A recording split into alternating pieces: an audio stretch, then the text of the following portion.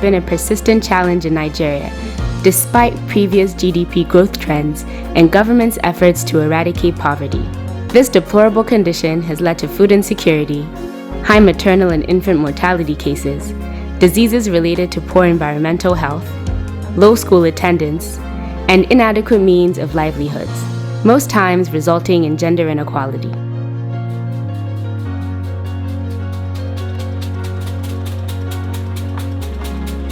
The President has made the categorical statement that I want to commence the process of lifting 100 million Nigerians out of poverty in the next 10 years. Though prior to now, various social safety nets had existed in the country, they were not adequately effective due to poor planning, coordination, targeting, and implementation.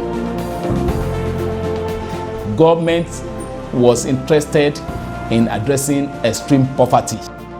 And in addressing poverty and vulnerability, there is need for government to put program in place. And one of the programs that was put in place is conditional cash transfer. In 2016, in collaboration with the World Bank, the federal government of Nigeria changed the narrative by designing and developing a National Social Safety Nets project, NASP, to reduce poverty and social economic vulnerability in the country. To achieve that vision, the government of Nigeria is implementing several programs and interventions. And the National Social Safety Net program is one of the government priority intervention. And the program has presence almost in all states. It also expanding over time to reach several million people who are currently in poverty, with the aim to support them to be able to support themselves. The National Social Safety Net Project, NASP, under the Federal Ministry of Humanitarian Affairs, Disaster Management and Social Development, has two implementation units: the National Social Safety Net Coordinating Office, NASCO, and the National Cash Transfer Office, NCTO.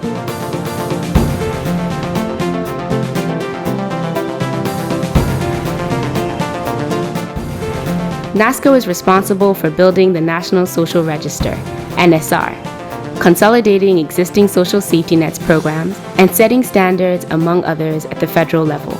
Whereas NCTO is responsible for financing safety net transfers to targeted poor and vulnerable households included in the National Social Register, NSR, delivering regular and reliable transfers to beneficiaries and with benefit levels that are consistent with the project development objectives. We're seeing government demonstrating accountability through the NCTO office by providing information for people to keep an eye how the money moves from the central bank down to the beneficiary. Looking at this value chain, you can see that the role of NCTO is very important in all this. And so one of the things we have also done is keep an eye on the NCTO as an institution to deliver on government services. The National Cash Transfer Program, also known as the Household Uplifting Programme-Conditional Cash Transfer, HUP-CCT, with the catchphrase "Better Don't Come," is a monthly conditional cash transfer scheme to support the poorest of the poor and most vulnerable households, paid bi-monthly. HUP-CCT, through the National Social Safety Net Project, has become a driving force for directly reaching the target populace to reduce absolute poverty and promote shared prosperity. What the cash transfer is doing is giving cash to the poor and vulnerable. Now there is evidence that when you give cash to a poor and vulnerable person, 68% of that cash is used for consumption. What is then consumption? Basic food and medicine. Also anticipated, the NASP, through the Federal Ministry of Humanitarian Affairs, Disaster Management and Social Development, will institutionalize a sustainable system for providing social assistance to the poor in the long run. For sustainability, this is not particularly an ad hoc program. It is a program that is being implemented by a structured ministry, the Ministry of Humanitarian Affairs, Disaster Management and Social Development. So by the natural operation of ministries, there will be a yearly budgetary allocation. And that means the program will be sustained through this window of a structured formal implementation. The implementers of this program are intellectuals within the service already. It's civil servants within the ministries who are actually utilizing their know-how, designing and implementing, monitoring and evaluating, impact assessing, documenting and reeling out all the figures. The Household Uplifting Program of the National Social Safety Net Program is a unique program of the federal government of Nigeria. But overall, it is a unique social protection intervention that Nigeria can build upon and can become a veritable strategy for lifting the majority of poor Nigerians out of poverty. Social protection is one of the government's strategic policy actions aimed at combating risk, vulnerability, poverty, and other forms of deprivation. Cash transfer alone cannot manage the challenges of human capital development, capacity building, coaching, mentoring sessions on saving, group mobilization, life skills, and micro-business management at the community level are areas of focus in ensuring beneficiaries rise and remain above absolute poverty. MOU was signed in 2016 with all the state government in Nigeria, plus FCT, to ensure that the implementation stage is at the state level. The staff at the states coordinates the program at the state and cascade it to local government level. That's why we have the head of unit in each state of the federation. We have officers there in charge of the program in the states. We also cascade to local government where we have desk officer and we have grievance officer at the state level. So the state government is fully in support of the program. Each of this community is being reached by a CTF at least twice every month for activity. And our activities spread across training them, that's to build their capacity on savings and group mobilization. We also go for trainings on co-responsibility. Co-responsibility is just one of the activities of the cash transfer.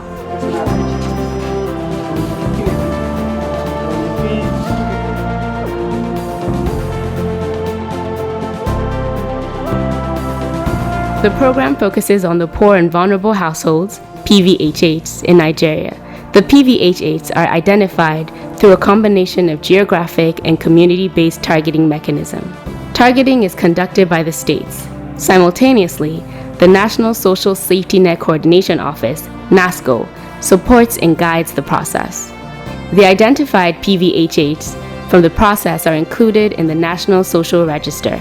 The data in the NSR undergoes a proxy means testing, PMT, used to rank the households from the 1st to 10th deciles according to their poverty levels, which defines their social economic characteristics. According to this ranking, households that fall within the 1st to the 6th deciles of the NSR distribution, equivalent to the absolute poverty line, which corresponds to those living below $2 a day, are eligible for the HUP-CCT. Potential households mined from the social register based on eligibility criteria are enrolled into the HUP-CCT through the following processes. Step 1. Community mobilization and stakeholder sensitization. This stage begins with requisite capacity building for state and local government staff to engage and sensitize the community leaders and members. During community mobilization, the community leaders are engaged with and sensitized on the aims and objectives of the HUP-CCT program. The benefits and expected outcomes are detailed to the leaders. Engaging the community leaders with this information aims to get their acceptance of the program and support for the implementation process by ensuring the community stakeholders buy-in. Before coming to my district, we had to do some mobilization exercise that this program is coming. And I want people to cooperate with the organizers and the registrars, people that are coming into to the respective villages to do the registration exercise. And that mobilization exercise helped us a lot in getting people cooperating and going according to the concept of the program itself.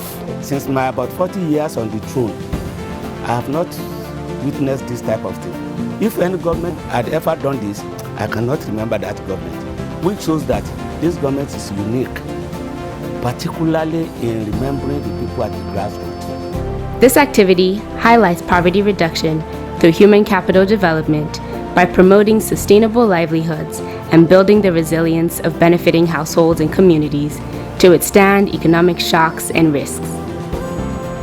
Based on eligibility, the beneficiary list mined from the NSR is disclosed at a location chosen by the community members for unhindered access for confirmation and validation by the community members who had earlier identified the community's poor and vulnerable households through a community-based targeting (CBT) process for planning purposes. So to raise the social register, or raise the social register in summary with a combination of 3 targeting mechanisms.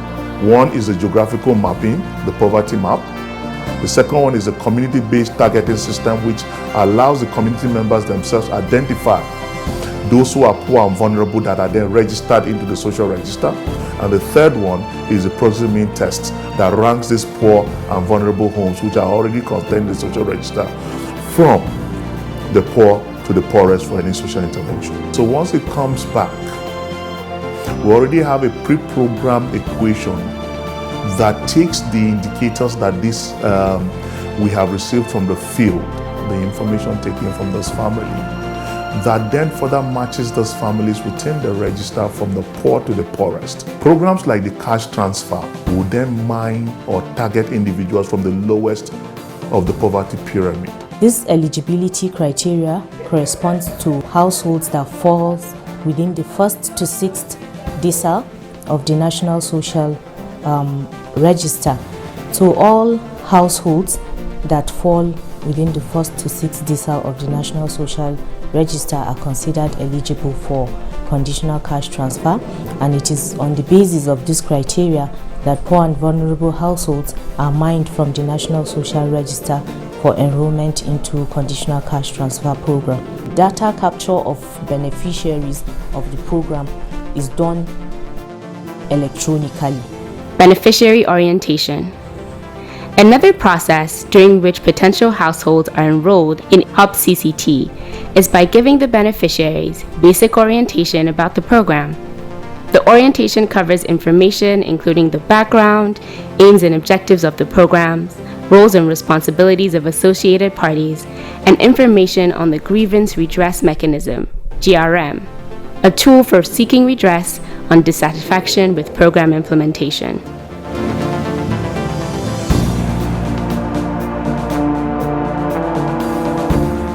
The grievance redress mechanism was established to receive and address grievances, especially from beneficiaries and even non-beneficiaries on program activities and implementation. The unit works in a way that we have structures from the community up to the national level. This is really the beauty of the program, the grievance mechanism to put in the program. And what that grievance mechanism to seek to address is that when there is corruption, what happens? And then we are happy that some of these activities have led to government taking the initiative to launch a hotline recently by the EFCC and ICPC, that any government official caught trying to do anything that is not acceptable will find this way out. As we speak now, some government officials have been suspended. And this for me is something that's remarkable. And it does reduce the culture of impunity in the country. During these activities, beneficiaries are guided on how to select an appropriate caregiver and alternate caregiver from each household without interference from the cash transfer facilitators, CTFs. The caregiver, preferably a woman, is responsible for receiving the benefit, cash and training, on behalf of the household. This function is expected to be performed by the alternate caregiver when the caregiver is not available. Data capture and issuance of program beneficiary identification card. The beneficiary's orientation is immediately followed by the electronic data capture of caregivers and alternate caregivers using a mobile enrollment application that securely draws poor and vulnerable household data from a central database. Based on the data gathered, program identity cards are generated and issued publicly to beneficiaries within participating communities by the CTFs under the supervision of the State Cash Transfer Unit. On payment day, each caregiver or her alternate presents their identity cards at the payment point in order to access program benefits. NASP Household Uplifting Programme-Conditional Cash Transfer development objectives and priorities aim to achieve the following outcomes: improved household consumption, increase in utilization of health and nutrition services, improved school enrollment and attendance, improved environmental sanitation and management, assets and financial acquisition, beneficiaries engaged in sustainable livelihood. Action Against Hunger Nigeria is supporting the coordinating office of the National Social Safety Net here in Abuja, and our role is mainly mainstreaming the gender and the social inclusion in the implementation of cash transfer household program. And I would say that every time when we receive feedback from the community is mainly related to the will from the whole community to be included.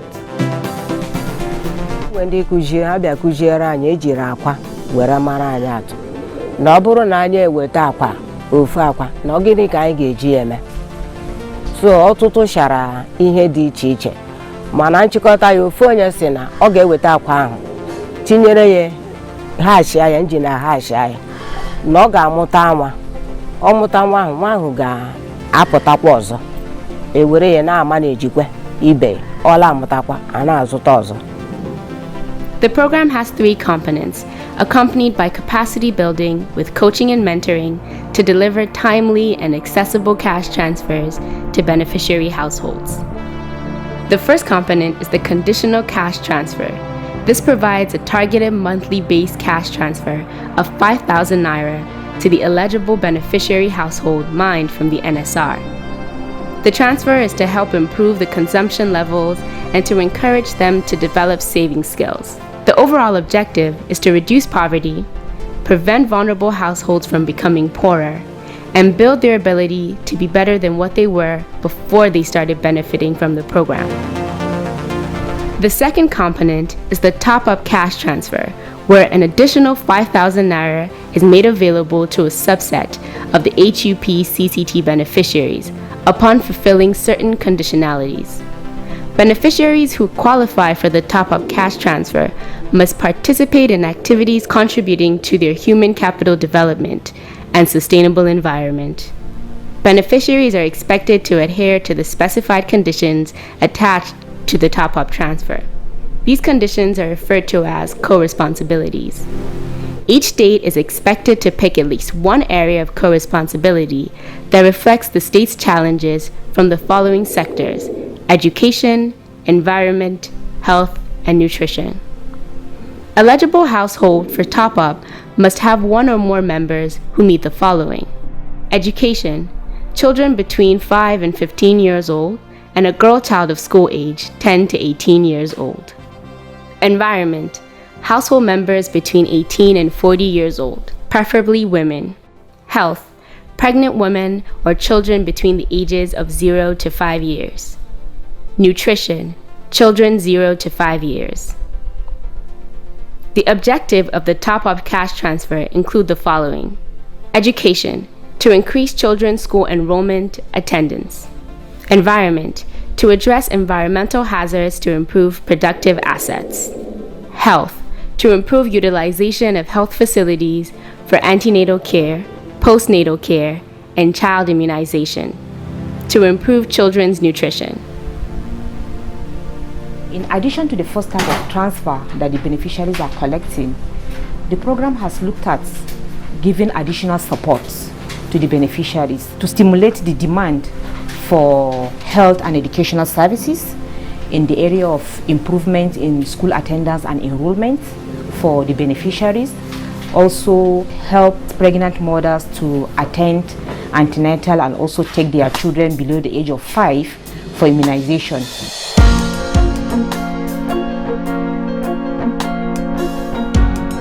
The third component is the livelihood pilot. The livelihood component complements the cash transfers to support targeted households to move out of poverty. This facilitates beneficiaries' graduation out of poverty by ensuring that they establish sustainable income-generating activities that will make them self-reliant. The livelihood comes towards the end, which is one of parts of the exit strategy. And the aim of the livelihood component is actually to create an enterprise mindset in the mind of our beneficiaries. This component aims to build a mindset of enterprise development to reduce abject poverty in households and communities. It also aims at creating opportunities for work on farm and off farm, especially among women and youth. Mo dúpẹ́ lọ́wọ́ Ọlọ́run, mo sì dúpẹ́ lọ́wọ́ wọn náà torí ìgbà tí mo débẹ̀ náà ni tọrọ kọ́bọ̀ tán fún wa tí bá sanwó iléèwé àwọn ọmọ mi mo sì tó ra ẹ̀rọ tí mo fi ń yí mọ́ra wọn àtìgbà náà ebi ò pa mí mọ́ yẹn jẹ mẹ́ta lójúmọ́ àtèmi àtàwọn ọmọ mi. When we go out to do the transfer disbursement to the people, we ask them how this has impacted their lives. We've had people, there's so many stories, I don't even know which one to start from. They've started poultry. There's so much that they've started with them. When this program was initiated, we thought that it was Nigerian case at that time. And since that time, if you watch them, those people, the beneficiaries, their social status have automatically changed. They can now feel belonged to the Nigerian society.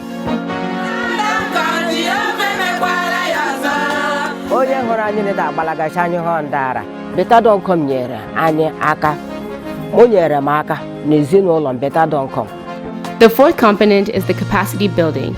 This is to enhance them for co-responsibility capacity. Beneficiaries are provided with capacity building in savings and group mobilization, SGM, life skills, LS, micro-business skills, MBDP, co-orientation, and nutrition training. The Households Uplifting Program's payment system is a reliable payment system using payment service providers, PSPs. The PSPs are responsible for ensuring payment delivery and verification of rightful beneficiaries through a multi-factor authentication process.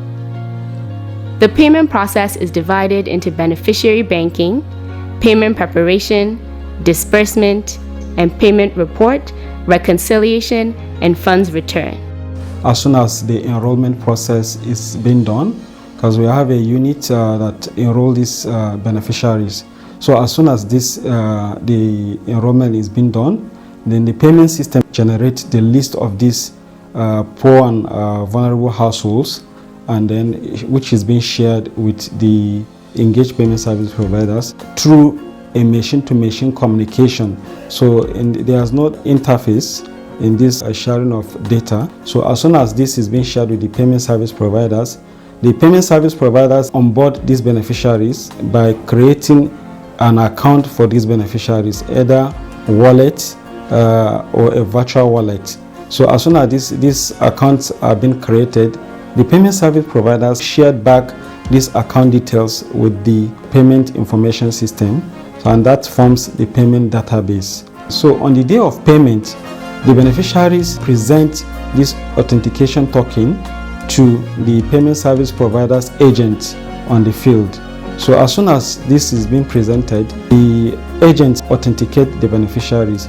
They have a mobile app which is installed on the devices. So when the beneficiary now presents the token, they now scan the token, and then it pop-ups the beneficiary's information. So once that is being validated, then the beneficiary collects his money.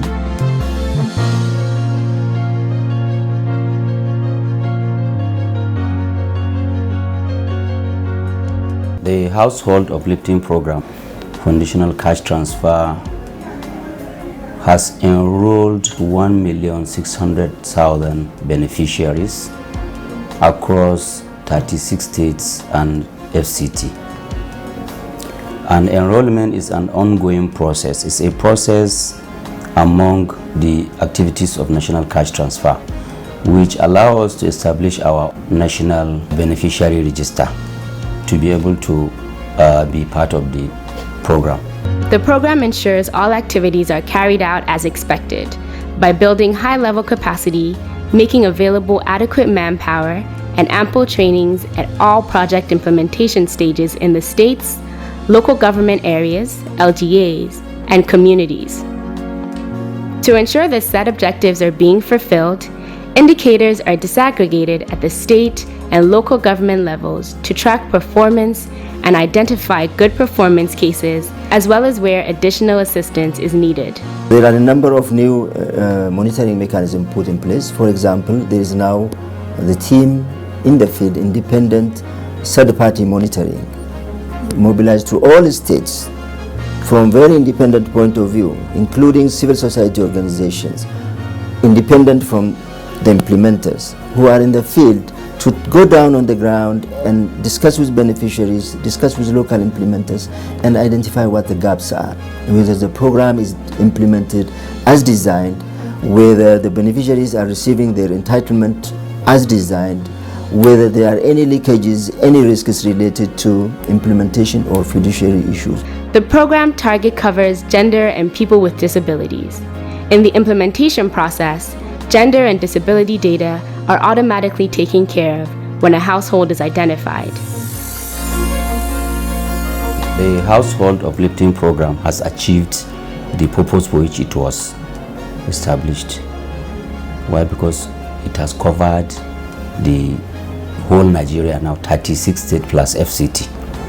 And looking at the number of beneficiaries, if you take the average, it has achieved to a certain degree the purpose, and looking at the time we had to ensure that it has gone around the country. We've just started, yet there are these success stories. Sustainably investing this in the next 10 to 15 years, we will not only would have been able to successfully lift 100 million people out of poverty, but would have successfully designed and established a system that we are giving people a sense of belonging, a sense of livelihood, does not drop them to the poverty line.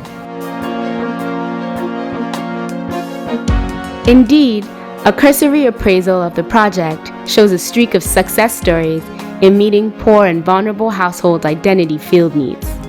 In all these, trust and confidence have been sustained by a transparent and accountable relationship between the government of Nigeria, donor agencies, civil society, and beneficiaries. We are grateful for the support, contribution, and efforts of our partners and staff.